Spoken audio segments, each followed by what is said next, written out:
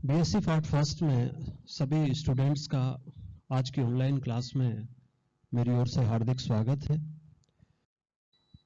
जैसा कि पिछली जो ऑनलाइन क्लास थी उसमें अपन ने पढ़ रहे थे determining method of reaction mechanism, और उसी को कंटिन्यू रखते हुए आज की इस ऑनलाइन क्लास में अपन देखते हैं थर्ड मेथड। इससे पहले अपन दो मेथड की स्टडी कर चुके हैं, एक मॉलिक्यूलर काइनेटिक मेथड और सेकंड है स्टीरियो केमिकल मेथड्स। तो जो थर्ड मेथड है जिसके द्वारा अपन किसी रिएक्शन की मैकेनिज्म है उसको डिटरमाइन करते हैं, वो मेथड है इंटरमीडिएट स्पीसीज। तो देखिए थर्ड मेथड,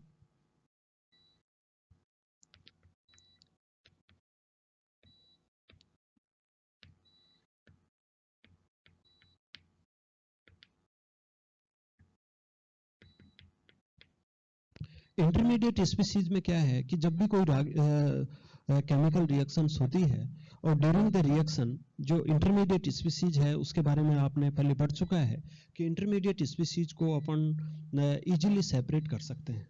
तो ड्यूरिंग द रिएक्शन जो भी इंटरमीडिएट स्पीसीज का फॉर्मेशन होता है उस इंटरमीडिएट स्पीसीज को अपन सेपरेट कर लेते हैं, और सेपरेट करके फिर अपन देखते हैं कि यहाँ पर कौन सी इंटरमीडिएट स्पीसीज बनी है, और जब उस केमिकल रिएक्शन की अपन मैकेनिज्म लिखते हैं तो उस इंटरमीडिएट स्पीसीज को इंक्लूड करते हुए उसकी मैकेनिज्म लिखते हैं, तो उसके द्वारा उस केमिकल रिएक्शन की जो मैकेनिज्म है उसका निर्धारण होता है। ओके, तो जैसे मान लीजिए कोई केमिकल रिएक्शन है और उस केमिकल रिएक्शन के ड्यूरिंग कोई भी इंटरमीडिएट स्पीसीज बन रही है, उस इंटरमीडिएट स्पीसीज को आप सेपरेट कर सकते हैं, सेपरेशन के द्वारा कर सकते हैं। उसको आप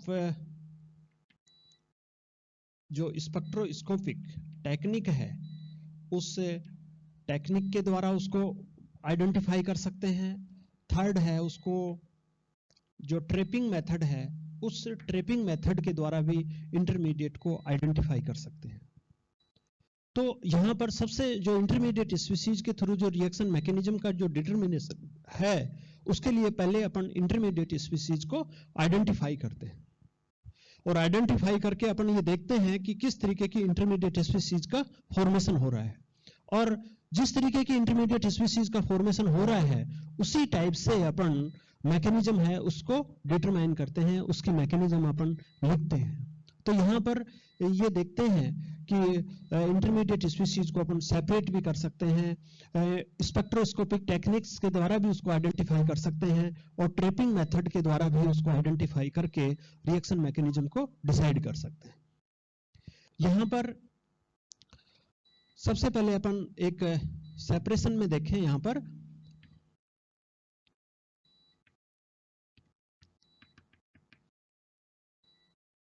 अपन देखते हैं कि जैसे हाफमान हाइपोब्रोमाइड रिएक्शन का एक एग्जांपल लें। जैसे यहां पर अपन RCONH और जब इसकी रिएक्शन आप ब्रोमीन से करवाते हैं एल्कोली KOH की प्रेजेंस में, और यहां पर रिएक्शन होती है, उस रिएक्शन के दौरान 3 प्रकार के इंटरमीडिएट स्पीसीज आइडेंटिफाई किए गए, और वो इंटरमीडिएट स्पीसीज हैं RCONH एंड ब्रोमेमाइड। यहां पर दूसरा इंटरमीडिएट स्पीसीज है RCON नाइट्रीन, और जो थर्ड इंटरमीडिएट स्पीसीज है वो N double bond C double bond O alkyl isocyanate. तो यहां पर आप देख रहे हो कि जब एमाइड की रिएक्शन अपन एल्कोहलिक KOH की प्रेजेंस में अपन ब्रोमीन के साथ में करवाते हैं, तो ब्रोमीन के साथ में करवाने पर रिएक्शन होती है, और उस रिएक्शन के दौरान जो इंटरमीडिएट स्पीसीज बनती हैं तो वो अपने को 3 प्रकार की इंटरमीडिएट स्पीसीज का सेपरेशन किया गया, और 3 प्रकार के इंटरमीडिएट स्पीसीज का सेपरेशन किया गया। तो एक है एन ब्रोमेमाइड, एक है नाइट्रीन, एक है एल्किल आइसोसाइनेट। तो फिर क्या होगा, जब भी अपन इसकी मैकेनिज्म लिखेंगे एमाइड की ब्रोमीन के साथ में अल्कोहलिक KOH की प्रेजेंस में अपन इसकी मैकेनिज्म लिखेंगे तो मैकेनिज्म इस टाइप से लिखनी है कि उस मैकेनिज्म के दौरान ये तीनों इंटरमीडिएट स्पीशीज का फॉर्मेशन हो।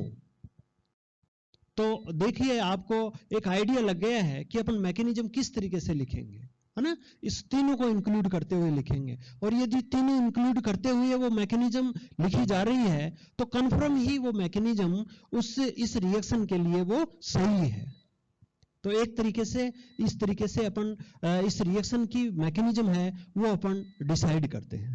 जैसे यहां पर आपने देखा कि ये इंटरमीडिएट स्पीशीज का सेपरेशन किया गया, और जब भी इसकी मैकेनिज्म लिखेंगे तो इनको इंक्लूड करते हुए लिखेंगे, और ये मैकेनिज्म लिखी भी गई। और वो मैकेनिज्म कैसे लिखी गई ये यहां पर आप देखिए, इसको यहां लिख देता हूं मैं। जो तीसरा है वो है RCRN double bond C double bond O। यहां पर आप मैकेनिज्म देखिए,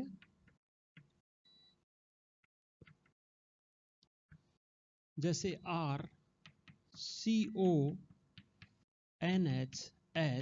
प्लस BR तो माइनस HBr, तो यहां पर RCONHBr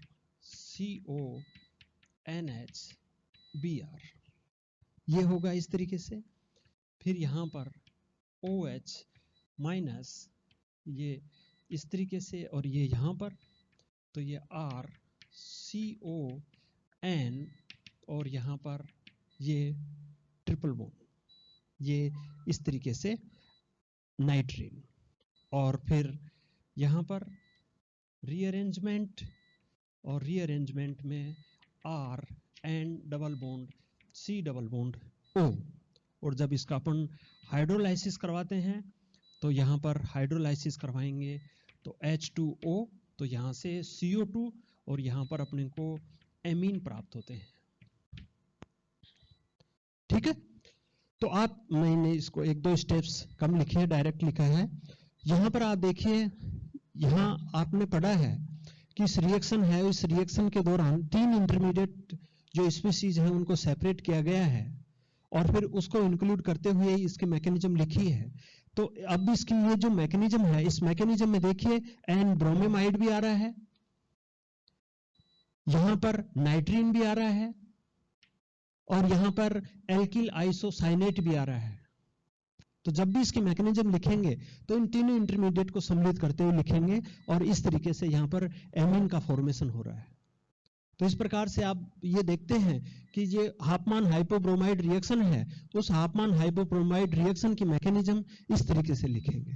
तो ये कैसे पॉसिबल हुआ, इस तरीके से लिखना कैसे पॉसिबल हुआ, क्योंकि यहां पर रिएक्शन के दौरान इन इंटरमीडिएट स्पीशीज को सेपरेट किया गया, और सेपरेशन के द्वारा ये प्राप्त हुई, तो इनको इंक्लूड करते हुए इस मैकेनिज्म को अपन ने लिख दिया है।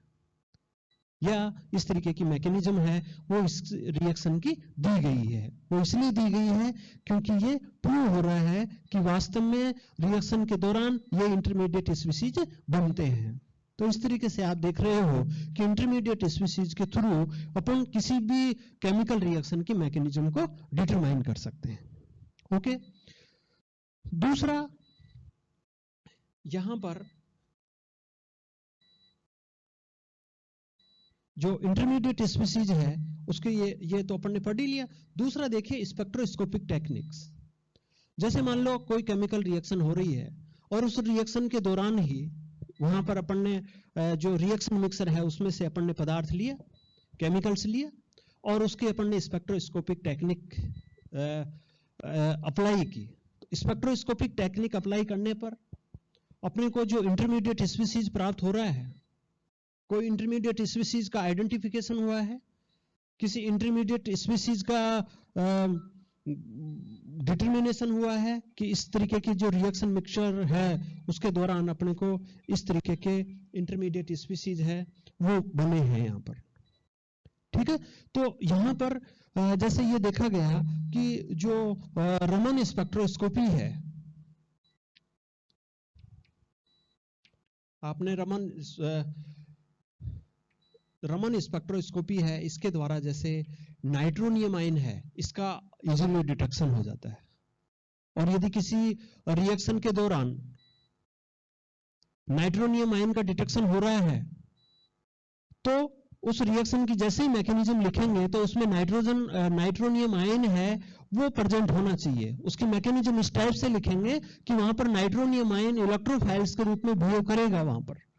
तो इस तरीके से भी आप स्पेक्ट्रोस्कोपिक टेक्निक्स के द्वारा भी किसी भी रिएक्शन की आप मैकेनिज्म को ड्रा कर सकते हैं, या किसी भी रिएक्शन की मैकेनिज्म को आप डिटरमाइन कर सकते हैं ये इंटरमीडिएट स्पीसीज के थ्रू।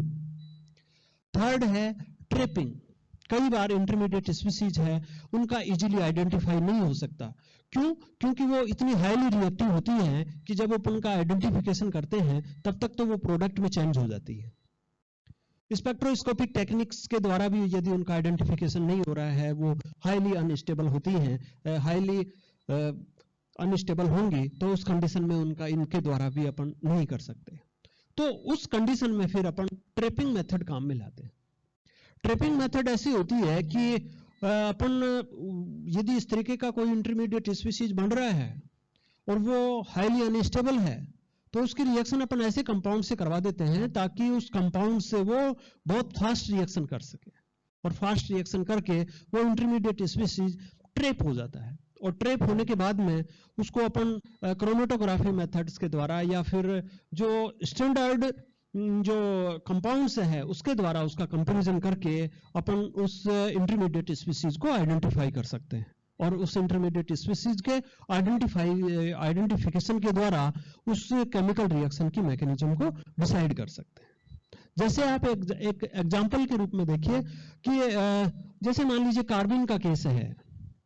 किसी रिएक्शन के दौरान कार्बन इंटरमीडिएट स्पीसीज बन रही है और कार्बन है वो हाईली अनस्टेबल है, उसका डिटरमिनेशन नहीं हो रहा है, तो फिर अपन क्या कर रहे हैं कि उस रिएक्शन के दौरान यदि कार्बन बन रही है तो उसमें अपन एल्कीन डाल देते हैं। और यहां पर जैसे ये कार्बन है और यहां पर ये जो कार्बन है इसके दौरान अपन ने ये एल्कीन डाल दी, तो एल्कीन डालेंगे तो यहां पर आप देखेंगे कि CH CH2 CH2, यहां पर ये जो CH2 कार्बन है, सिंपली कार्बन है, मैथिलीन कार्बन है, ये ऐसे की ऐसे यहां पर इसका इंसरेशन हो गया, ये यहां पर जुड़ जाती है।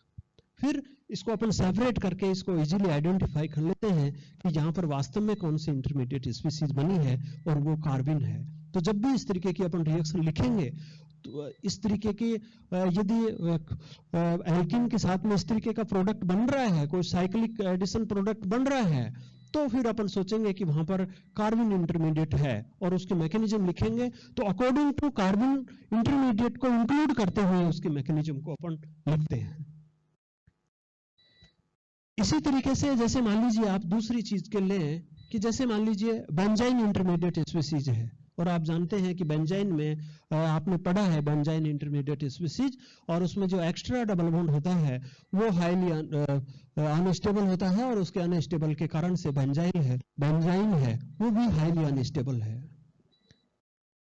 उस कंडीशन में यहां पर जैसे मान लो बेंजाइन है, तो उस बेंजाइन को भी आपको क्या करना है, ट्रैपिंग करनी है। ट्रैपिंग के द्वारा बेंजाइन को आइडेंटिफाई कर सकते हैं, और ट्रैपिंग के लिए जैसे आप एंथ्रासीन ले लिया यहां पर, और एंथ्रासीन में आप जानते हैं कि एंथ्रासीन की जो 9-10 पोजीशन होती है, 9 और 10 पोजीशन वो हाईली रिएक्टिव होती हैं। तो यहाँ पर साइक्लोएडिशन रिएक्शन होगी, डिलसेल्डर रिएक्शन होगी, और डिलसेल्डर रिएक्शन में बेंजाइन है वो एज ए डाइन की तरह बिहेव करेगा, और ये जो है वो इन की तरह बिहेव करेगा, और जो एंथ्रासीन है वो डाइन की तरह बिहेव करेगा। और वहां पर इस तरीके से यहाँ पर ये रिएक्शन होंगी, यहाँ इस तरीके से, और यहाँ पर आप देख रहे हैं कि ये जो एंथ्रासीन है उस एंथ्रासीन की 9 और 10 पोजीशन के ऊपर ये बेंजाइन इंटरमीडिएट स्पीसीज है, वो बेंजाइन इंटरमीडिएट स्पीसीज इस तरीके से यहाँ पर जुड़ जाती है, इस तरीके से। और ये जो कंपाउंड है इस कंपाउंड को अपन बोलते हैं ट्रिप्टिसिन।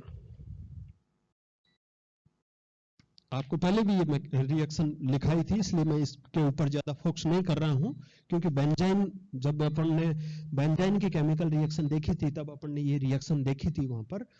तो यहां पर देखिए बेंजाइन है, ये बेंजाइन ऐसे कैसे ट्रिप हो गई, कार्बन है वो इस तरीके से ट्रिपिंग। तो ट्रिपिंग मेथड के द्वारा भी अपन जो इंटरमीडिएट स्पीसीज है उसको अपन सेपरेट करके और फिर उसका आइडेंटिफाई करके अपन उसकी जो मैकेनिज्म है उस मैकेनिज्म को अपन डिसाइड करते हैं, डिटरमाइन करते हैं। तो आप देख रहे हो कि जो इंटरमीडिएट स्पीसीज है वो बहुत ही इसका इंपॉर्टेंट रोल है, और इम्पोर्टेंट क्योंकि हर रिएक्शन में इंटरमीडिएट स्पीसीज बनती है जनरली, तो वहां पर इंटरमीडिएट स्पीसीज को आइडेंटिफाई करके अपन इस तरीके से अपन इसकी रिएक्शन मैकेनिज्म को डिसाइड कर सकते हैं।